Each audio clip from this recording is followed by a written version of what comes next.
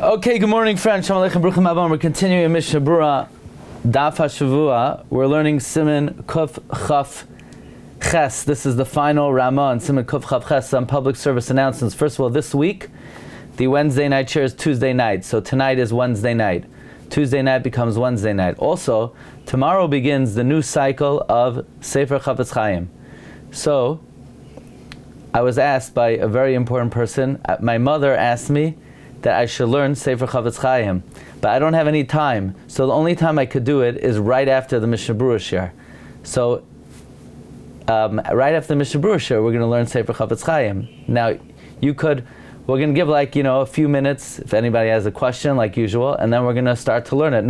There are no obligations. I'm just letting you know that will be the designated time. How we're going to do it Friday, Shabbos, Sunday, we have to figure it out. Okay. Ram, how long will the share be? Probably around 5 minutes. However, the first couple of days might be a bit more because the first couple of days are the intro. But once you get to the halachas, it's shorter. But I don't know exactly. We'll see. Okay. Says the Ramah that Asur l'shtamish b'koyin afilu b'zman hazeh. It is prohibited to use a kohen even nowadays. To have a kamayal behektish. It is like misappropriating what belongs to the Beis HaMikdash. Im loy machal al kach, unless he is machal. So even nowadays, you're not allowed to use a kohen because it's like being mayal behektish. Now you see something very important from this Ramah. And that is, there is kahuna b'zman hazeh. You see something very important, that you have to be choishesh for kahuna. At least you have to be choishesh. If, like some achronim say that, we can't really, we're not really convinced that kohanim are kohanim, then obviously this would not apply. You wouldn't say that you can't use a kohen because it has to be that we're fairly certain that if a guy is b'cheskas kohen, he's a kohen. It's one thing to give a guy an aliyah, but now I can't ask him to pass me a cup of water. Who says he's a kohen? Some achronim say that we're not really that.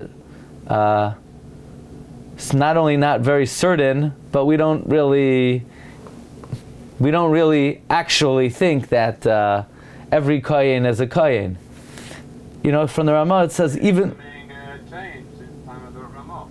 No, but I don't think that was the achronim that discussed this. There was not that much time between them.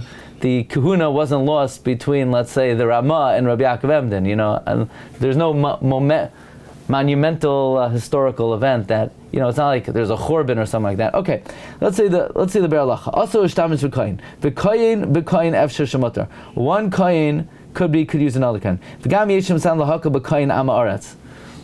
Some say you could be mekel on a kohen amaretz. So, for example, let's say you're sitting at the kiddush table and you want the kohen. You have two kohanim, and you say, "Pass the Pepsi," and one kohen jumps up to pass it. You say, "No, not you, the other one. Not Beryl, Feivel." Feivel says, "Why me?" Say, "Ayin beber halacha soif siman kuf chav ches." So it won't be embarrassing because if he's talking Amma Aretz, maybe he won't be able to look at him. No, I'm just maybe that's not the best way to do it. If it's an embarrassing type of activity, you should be careful. So we'll have to see, what does it mean to be mishtamesh b'koyin? Says the Mishna Berura dahava kamel behektish shaharei nemar v'kidashtai. Says you should sanctify him. Ki es lechem elokecha hu makrev. He offers the bread of Hashem. V'yaf achshav she'in lanu karbanos. And even though nowadays he doesn't have karbanos, b'kedushasai hu oimed. He remains in his kedusha. Mishum zeh aser v'gerusha v'latame lamesim. And therefore, he is aser to marry a grusha and to become tameh to mesim. The Magen Avram the Mishnah Berura quotes in Siman Reish Aleph, Sivkon Yagimel says that the mitzvah of a kidashta is not an asmachta, it's a dairaisa.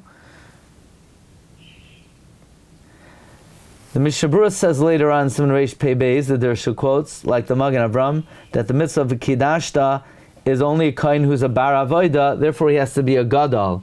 But a katan who's not makriv lechem aloikav, you would be able, I guess, to be mishtamesh. Yeah, so the Ksav Sofer says, according to the Magen Avram, muter lehishtamesh b'kohen katan.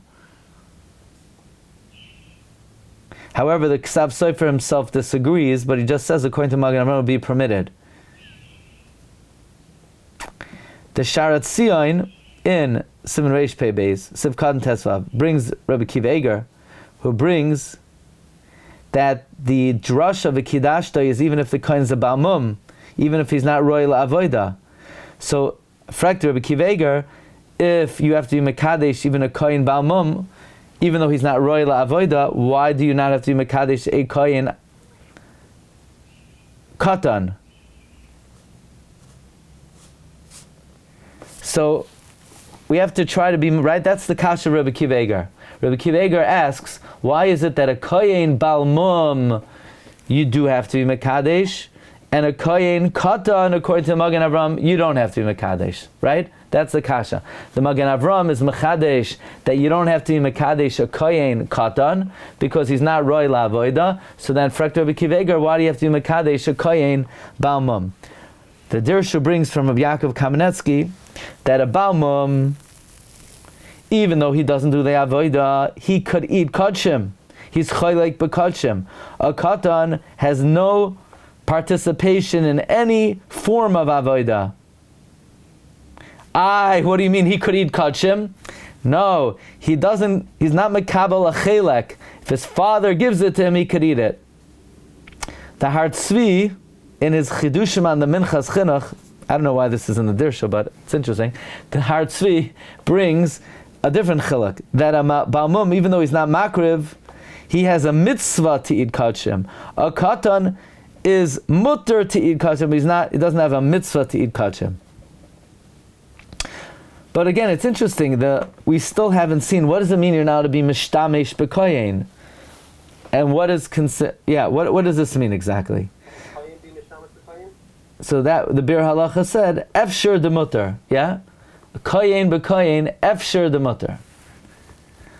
Says the Mishnah Berura in Sivkatan Kuf Ayin Hey, im loy machal akach, unless the koyen is machal. Aval im machal mutter. Why? Shekvayr hakahuna, kamay leftayach rishain, aylita mani yafa rishain, v'chadayma, midvarm sh'anu mechiyavim lechabdam, nitein lehem rak lehana asam. It was given to them for their benefit. Lefikach biyadai limchal, therefore they can be machal v'litein reshus l'Yisrael l'shtamish bay. Okay. V'yesh misha omer, there is an opinion, and this is the opinion of the Taz, she'enu yachalitin reshus l'shtamish bay, elam ken yesh le'ezana. He cannot be meichal, he cannot allow you to use him unless he gets some hana. Kagoin b'sachar. For example, you're paying him. Afilu b'chinam. Or, even for free, la'adam chashav shu chafetz shamshem an enemy's at. If the person he's servicing is an important person and he wants to serve him. He doesn't get any benefit from that. Even though he could be meichal on his kavod, shimush inyan shall be zayanhu. Service is inherently a bezayan. So even if it's not a tashmish bezuya,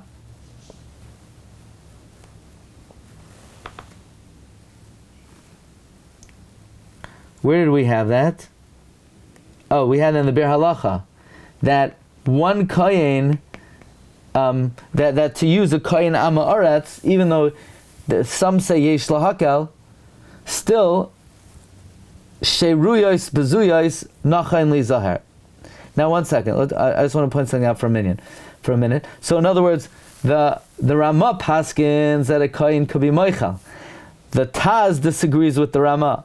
The Taz, quoted by the Mishnah Berura, says a kohen can only be meichal on his kavod. He can't be meichal on shimush unless he gets hana. For example, you pay him or you're an adam chashav. Otherwise, he can't be Michael because shimush is inyan bezuya. V'toiv lahachmer lechatchila, not to use a kohen even if he's Michael. Uleshtamish b'm sheruyis bezuyos, to utilize sheruyis bezuyos bevada yesh li zaher. Cohen's wife can't ask his husband to take the garbage out? Could a kohen's wife ask her husband to take the garbage out? Of course he's going to have to, because even though it's a tashmish bezuya, but the bezyonos he's going to get if he doesn't will be much, much worse. So, but here's the thing. Here you could clarify Hakira. The Bir Halacha says that a kohen ama aretz, you're allowed to be mishtamish b'zman hazeh. Is it dafka an ama aretz? In other words, is it? How many categories are there?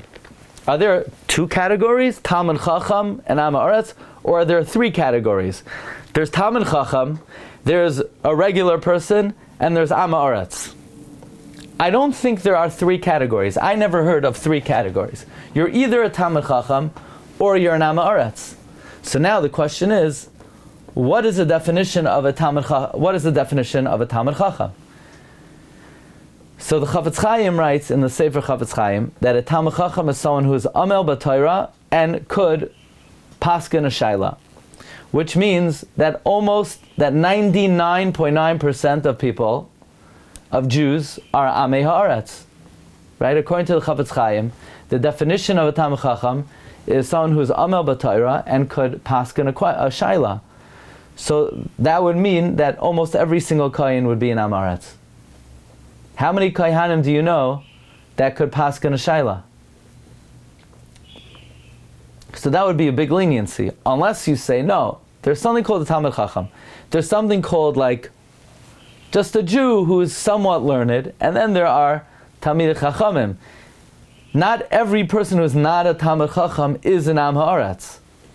I don't know the answer to that, and there's no commentary over here. Basi rak la'oirar.